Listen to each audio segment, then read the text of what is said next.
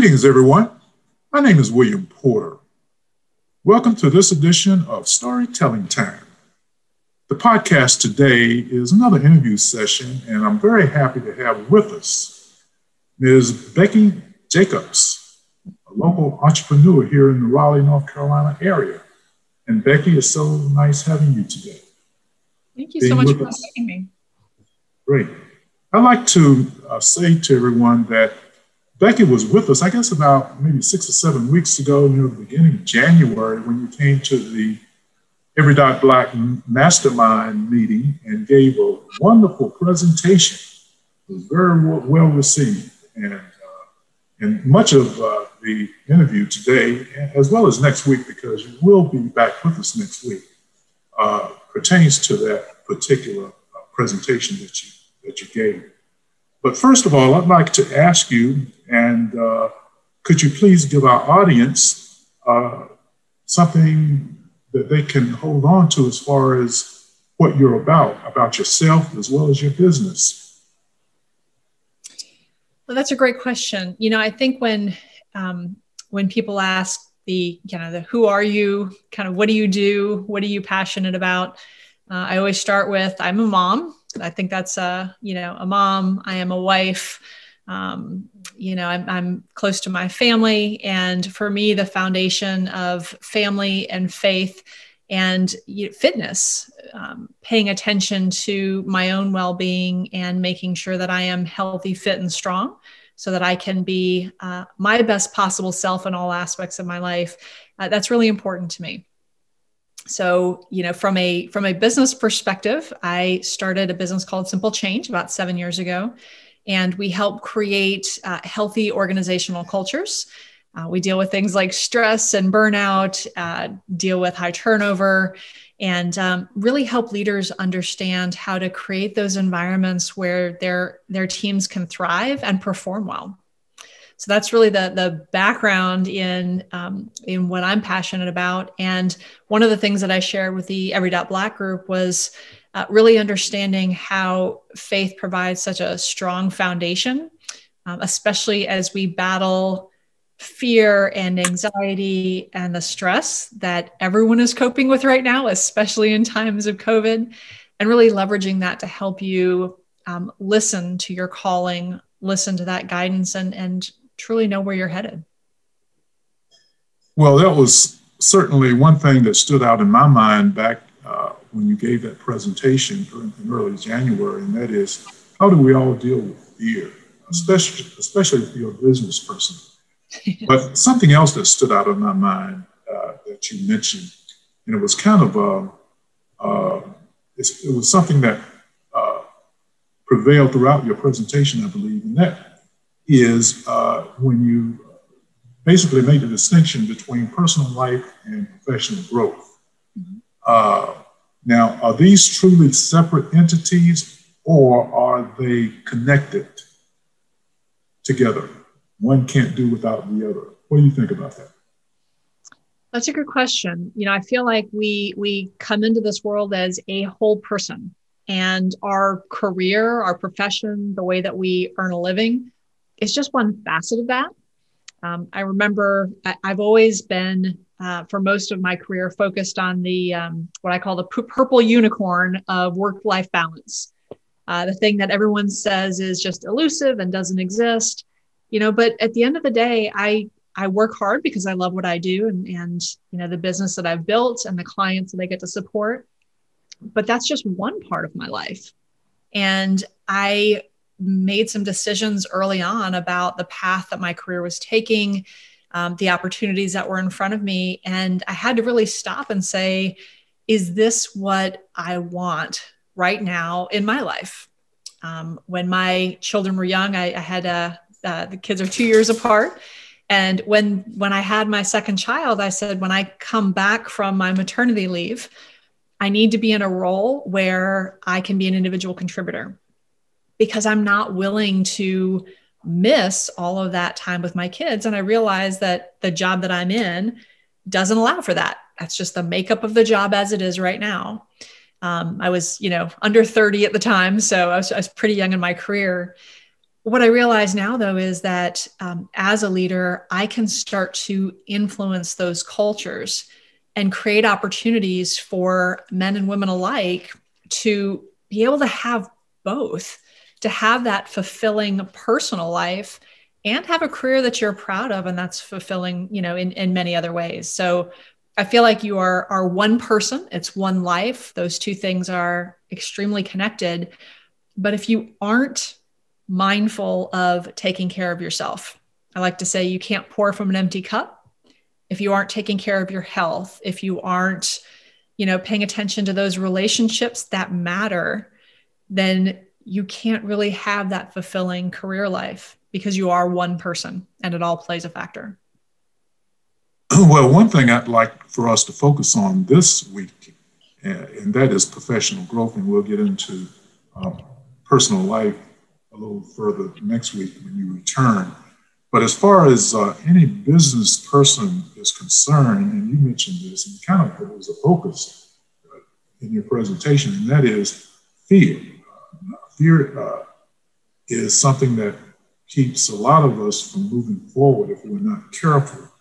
Let me read this quote from a prominent motivational speaker. I'm sure you're aware of this person, Les Brown. And he says, and I quote, "Most don't pursue their passion because their fear of failure outweighs their desire to succeed." So my question to you is, how does someone deal with fear if they really want to get into the entrepreneurial world? They want to be a business person. Mm-hmm. That's a great question. So, I remember when it was time when I started thinking about what next. I'd spent all of my career up until that point in corporate America, right? So a very specific type of framework and business structure. And you have the dependable paycheck, you have the benefits, you have some sense of predictability. And as I tried to figure out what might be that next path for me, I will say that being an entrepreneur was dead last on the list. That was not something that I had planned for. That wasn't something that I ever expected to do. And I knew the challenges that came with it. I'd always seen entrepreneurs as individuals who didn't mind risk and were willing to jump into the unknown with both feet, and just didn't see myself as that personality type, right? I'm fairly I like to say I'm a little bit OCD. I like to plan. I like some element of prediction, but I also like the excitement of problem solving and trying to tackle one thing after the other. And the idea that every day is not the same and having some autonomy to decide for myself what I'm going to tackle. As I talked with friends and those who knew me well, I kept asking, what types of roles do you see me in? And where do you think I have strengths? And, what might be some opportunities that I'm not paying attention to? And ironically, person after person would say, why don't you start a business? And I would laugh and I would tell them that they were, thank you. That's very thoughtful. Now I need an actual suggestion that will lead to me not starving. And after more and more people said that, I finally had a friend that looked at me and said, what are you so afraid of? And that was that moment of both, I hate you for asking me that question and knowing me well enough to understand my trigger, but also of the self-reflection to say, well, wait a minute, what am I afraid of? So I had to really take some time and think about, what is it that's getting in my way? Am I afraid that I can't learn new skills? Well, no, right? I've hear all the examples in my life where I figure that out. Am I afraid that I don't have a strong enough network? No, I have a wonderful network, and I'm so thankful for the many, many people whose shoulders I stand on that are willing to help me. For me, it was the financial uncertainty. I said, okay, so let's unpack that, right? I'm a planner.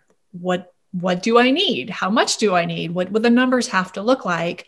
And how much time and space can I give myself to figure this out? Because at the end of the day, I think we often forget that one decision is often not the end, right? It's just one more step in the journey. So you may step into entrepreneurship and find that, I don't like this. I don't enjoy this. This isn't for me. And I've had many people that have told me, I tried it and I don't like it. But frankly, you may also step into it and discover, I am now unemployable because I like this so much that I can't imagine going back to, a corporate setting. So for me, overcoming the fear was very much about getting it out of this vague concept, right? Fear is this overwhelming thing, but what exactly are you afraid of? And what's the worst that can happen? What plans could you put in place for contingencies? Are you willing to live with the worst case scenario? And how do you plan around it? And that doesn't mean that everyone should be an entrepreneur, but it does mean that we need to be honest with ourselves about what we're letting stop us from deciding if, do you have enough confidence in yourself to even try? What's holding you back? It's kind of interesting because I used the same strategy. I remember way back when I first went to graduate school, I was working, I had a full-time job, and it was a good job. Teaching, my first teaching position, as a matter of fact, but I knew it wasn't lasting because I was basically in the place of someone else who was going to return the following year. And so I had an opportunity to go to graduate school, and I didn't know exactly what was going to happen. But as you indicated, I said to myself, well, the worst case scenario, I will turn to this other option over here. That option happened to have been a short order cook. I really love to cook in restaurants. I said, if I don't make it in graduate school, I can at least go back to being a cook, maybe at some point being a chef even. So anyway, it resonates with what you said. But anyway, going back to fear, and I'm sure you are aware of this, you mentioned 3 ways in which you dealt with fear and soon continue to deal with fear. And those are keeping a journal, living with intention, and having healthy outlets. So what I want to do is start, first of all, with keeping a journal. And you indicated that this involves listening to this inner voice, this voice in your mind. And you mentioned this toward the end of your presentation, and I don't know if you're aware of it, probably are aware of it. You gave made a distinction between listening to God's word and listening for God's word, or those positive voices in your mind. Do you remember that? I do. Yeah. So tell us about that. What is the difference between listening to and listening for God's words, or these positive voices that are in your mind? Yeah. So I'll start with listening for. I find that many of us are so distracted by the busyness of the day-to-day, the constant churn, the constant noise, if you will, that we're exposed to, that we're not paying attention to the voices. We're not paying attention to the dialogue in our head. And I feel that we often rush to fill our days and our minds with information and input, and, whether it's social media or news or reading or email after email after email, it's that sense of busyness, which is often mistaken for progress or real accomplishment. But, I find that when many people struggle, as opposed to finding that time to be still and quiet and listen, we tend to fill the void as quick as we can. And I think in some cases, we're almost afraid of what we might hear or, reflect on when we're starting to listen and pay attention.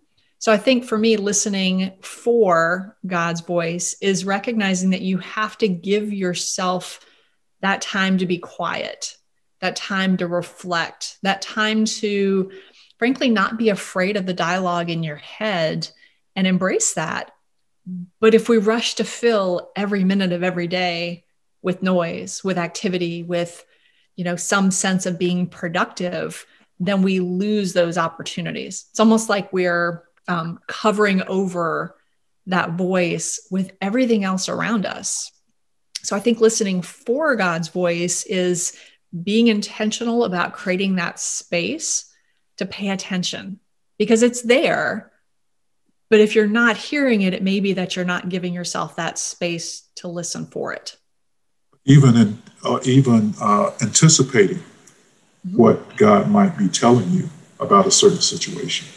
Absolutely. Is that correct? Well, it leads us to listening to. When you've created that space and that intention so that you're hearing, right? You're listening, you're being mindful of what's happening. I feel like we also need to be honest with ourselves. And I share this example with the Every Black presentation. I was in my head, I had a plan, right? I'm a planner. In my head, I had a plan of, when I turn 40, I'm going to exit corporate America or exit what I'm doing and do something else. And I was very confident in my plan. And then I heard that call of now, not when you're 40, not when your plans all come together, now. And of course I tried to negotiate because, I had a plan. So I tried to negotiate my way out of that one, and then just realized, okay, there's gotta be a reason.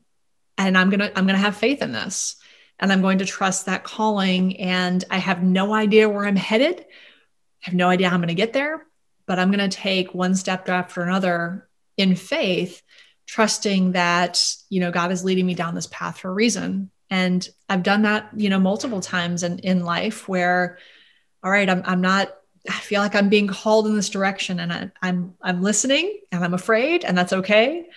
But I'm going to go down this path in full faith that I'm being led where he needs me to be.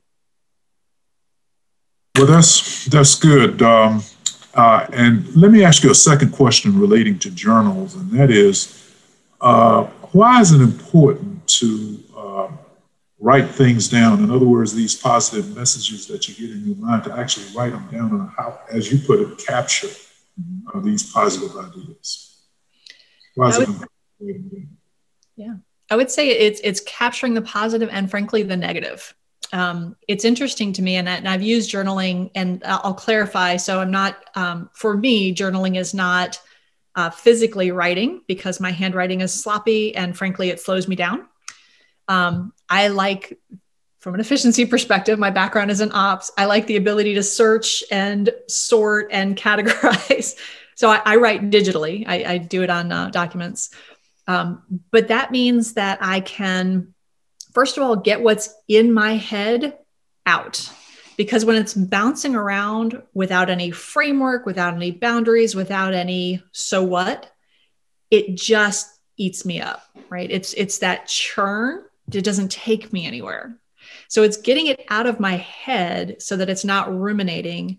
And I can physically look at it and say, wait, is that really what I'm feeling? Seriously? You're afraid of making a sales call? You're afraid of learning something? Seriously? So it's almost like when you get it out of your head, it's almost as though you're talking to someone else, right? What advice would you give someone else who would say to you this thing? I would say that's ridiculous, right? Pick up the phone, make a phone. Come on. So for me, it's getting it out of my head so it's not eating me up. It's having a chance to look at it objectively and say, is that realistic? Does that make sense? What can I do about it? What's my plan? What's the now what? Or even, what's the word I'm trying to use to describe this? Am I stressed? Am I frustrated? Am I disappointed? Am I tired? Right? I didn't sleep well last night. Am I tired? Am I just having a distracted moment? And hello, you're human. It's okay too.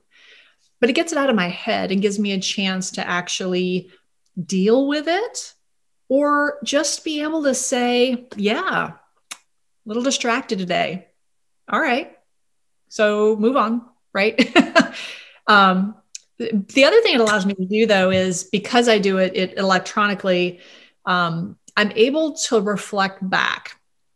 And at the end of each week, I capture the highlights, both my successes and my lessons.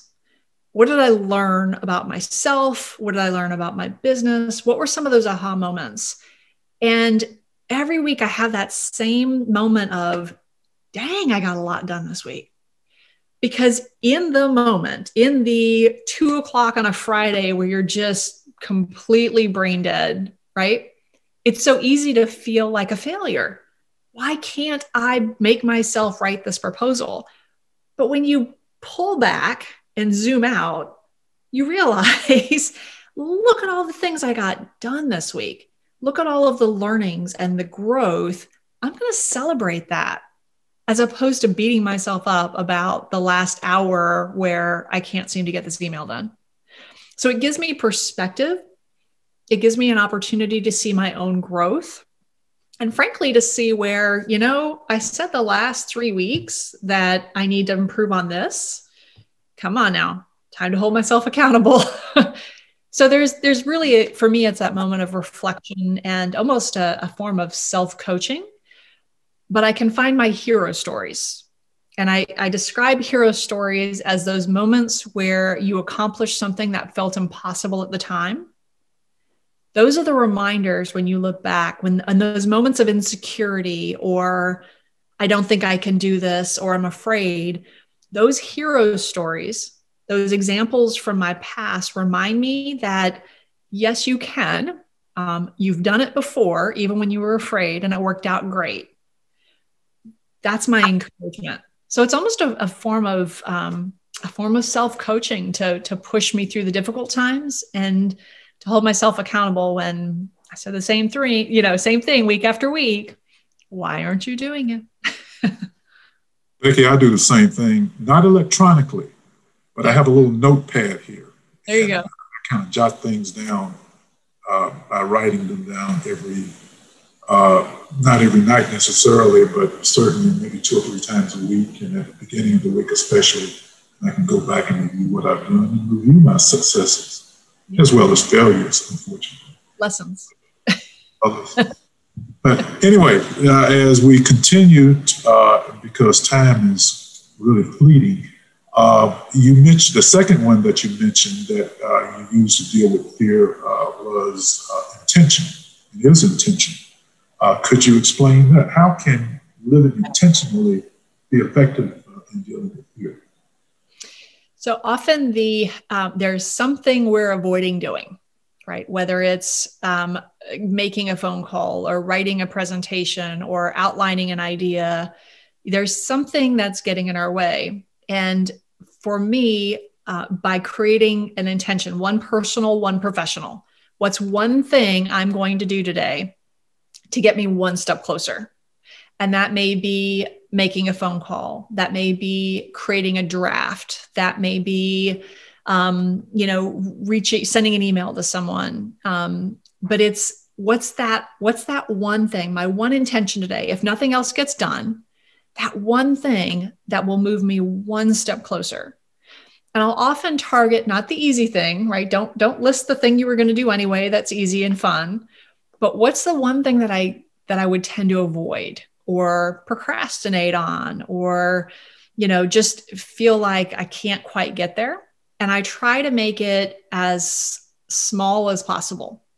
I like using the word draft, right? I'm not creating a proposal, I'm writing the draft. And it doesn't have to be great because it's just a starting point. Or I'm going to list 3 ideas with, potential, marketing ideas. But it's breaking it down into something that's very simple, right? On the face, that I can do to move me past where I'm stuck. I also do one intention for personal. What am I going to do today to take care of myself? That answer, by the way, may be absolutely nothing. I'm going to enjoy a day with no agenda and no obligations, and I could just do whatever I want, and that is bliss.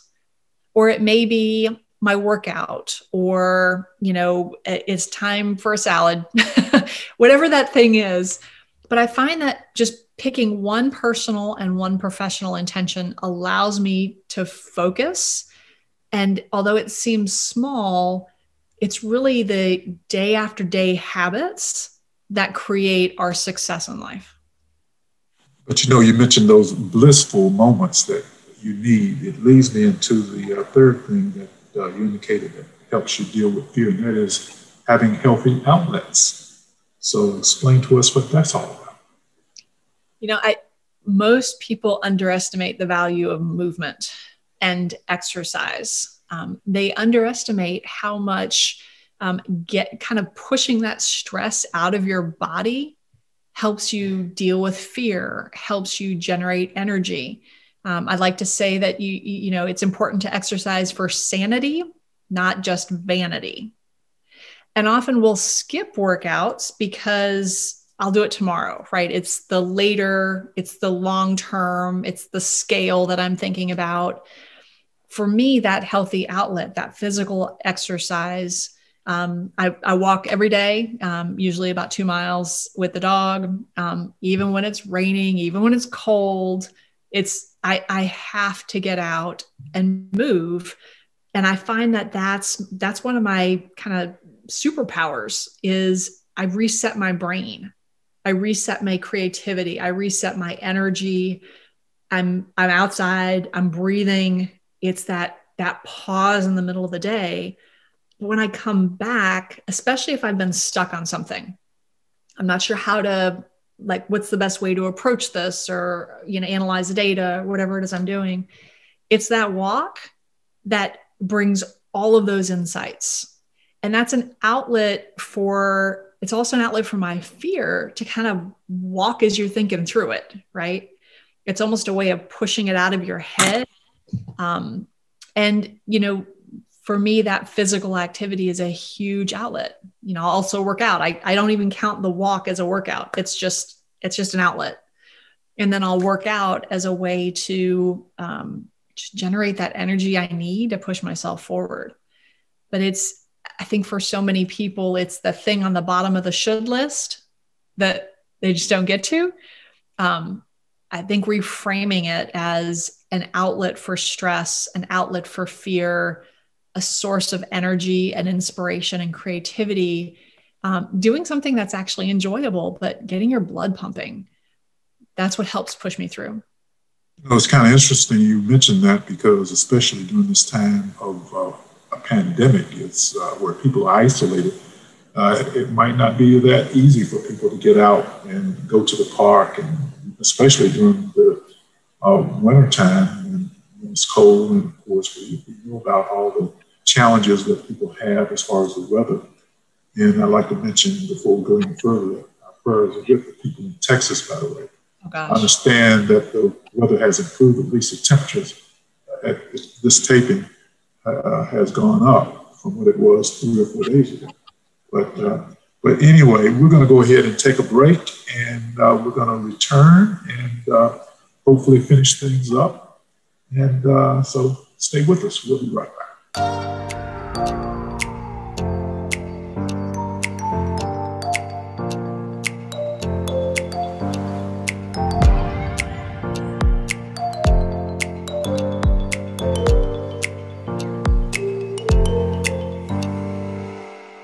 Welcome back. We're here with Becky Jacobs, a local entrepreneur here in the Raleigh, North Carolina area.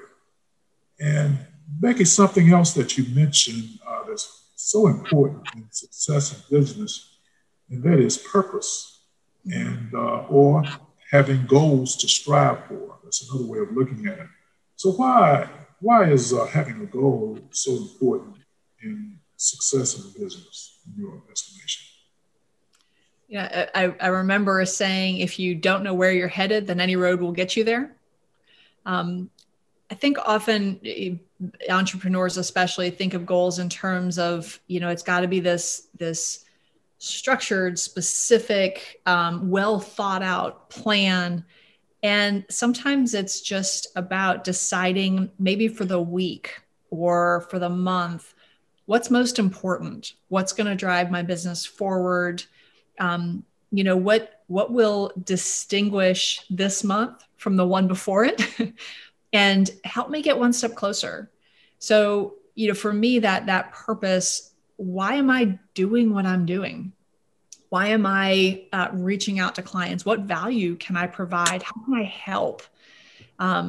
Makes a big difference just in frankly, my confidence to go out and sell what I do. But having that direction, even if it's a more short-term, 1 week goal at a time, it helps drive us past procrastination. It drives us past fear.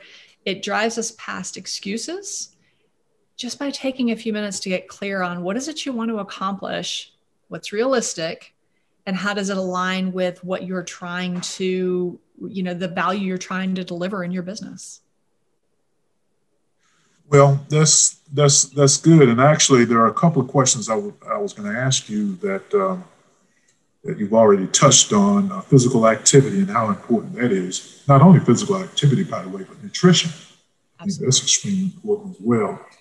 And also writing things down. And I think you touched on that. But give us, let's say someone wants to, is thinking about getting into a business of some sort or becoming an entrepreneur.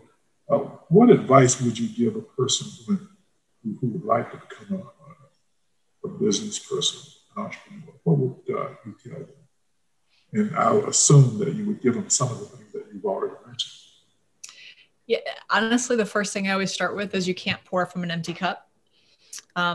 Being an entrepreneur is exhausting at times. It can be very lonely and isolating. It can be terrifying. You're no longer part of an ecosystem of lots of people within a corporation, for example. Your success and failure is kind of dependent on you. So recognizing that this is a marathon, not a sprint, and working, 20-hour days, fueling on caffeine and energy drinks and, crap junk food, it may get you a short-term boost, at least you think it does. It's not going to get you the long-term.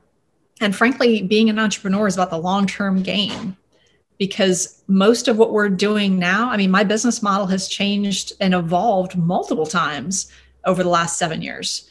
The more I learn about what value I can provide, the more I develop my skills, as a leader, the more that I pay attention to the market and how the market has shifted, it changes my business. But I have to be very, very intentional about recognizing when I'm reaching that point of just breakdown, burnout, exhaustion, getting well ahead of it and taking care of myself so that I can be here for the long term. And I think that's a piece that most entrepreneurs miss. They're so committed and focused, and I've got to push, and every minute matters. And it's like, hold on, breathe, take a breath, take a pause. Part of being an entrepreneur is because you want to create your own path and your own journey and have that autonomy to live your life the way you choose to. So why are you creating exhaustion when you don't have to, right? Before you just keep pushing and piling in more hours, pause and reflect and figure out, do I need to be doing something differently here? What needs to come off my plate? Have I set goals for myself that made sense at the time and don't make sense anymore? So really it's about that long game. And if you aren't taking care of yourself mentally and physically, then you're not going to have the energy you need to sustain this journey. Becky, we're almost out of time. And there is one question that I'd like to ask you that I didn't get to ask you earlier. And you can combine your answer with anything else that you think you might want to add before we end the discussion today. And that is, my question is, what are some of the tips would you give for anyone to keep a journal, to write down that information that you say would be very helpful to them, positive and negative? Do you have any tips that you could give people? I would say make it a daily habit. because otherwise you forget, right? You go 2, 3, 4 days, and frankly, there it is. I can't remember what I had for breakfast. So, just capturing it throughout the day. It doesn't have to be lengthy. Sometimes it's just a matter of a few seconds that I'm capturing. I finished this proposal, or here's where I feel stuck, or I made a big decision. So capturing throughout the day so that you've got those reflections to look back on, and being honest with yourself. No one ever has to see it. No one's ever seen what I write down. I do it for me, not for anyone else. But just being honest. Where are you afraid? Where are you stuck? Give yourself an opportunity to get it out of your head. You'll be amazed at how much you'll notice growth over a period of time just by capturing what's really in your head. And then you'll be able to see, I was stuck on this, and then that happened, and then XYZ, and now I don't feel so stuck anymore. And those are the moments of just celebration, because as an entrepreneur, sometimes we don't have a lot of, right? We have to stop and create those moments of celebration for ourselves.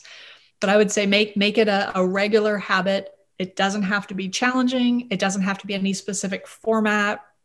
It's just kind of a brain dump, and evolve over time, right? See what works for you. What style, what format, what, organizational structure, see what works for you. But it's really just about capturing those lessons and successes as you go throughout the day and reflecting back, even if it's just for a couple of minutes, so you can see the journey that you've been on. And again, it doesn't have to be electronically. Just find yourself a notepad and right away. Whatever works, whatever you're willing to do consistently is what works. Becky, give us your contact information so anyone who would like to contact you can do so. So all forms of contact you can find on the website, simplechange.com, or you can reach out at Becky@simplechange.com, and that's my email, and I'm happy to connect. Well, thank you. I'd like to thank also our viewers and listeners today. It's been very insightful, just like that meeting we had about a month and a half ago, I guess now. And one last thing that I would like to say to everyone, and that is, whatever you might be going through, just keep in mind that there's always more good things coming. Take care, and we'll see you next time.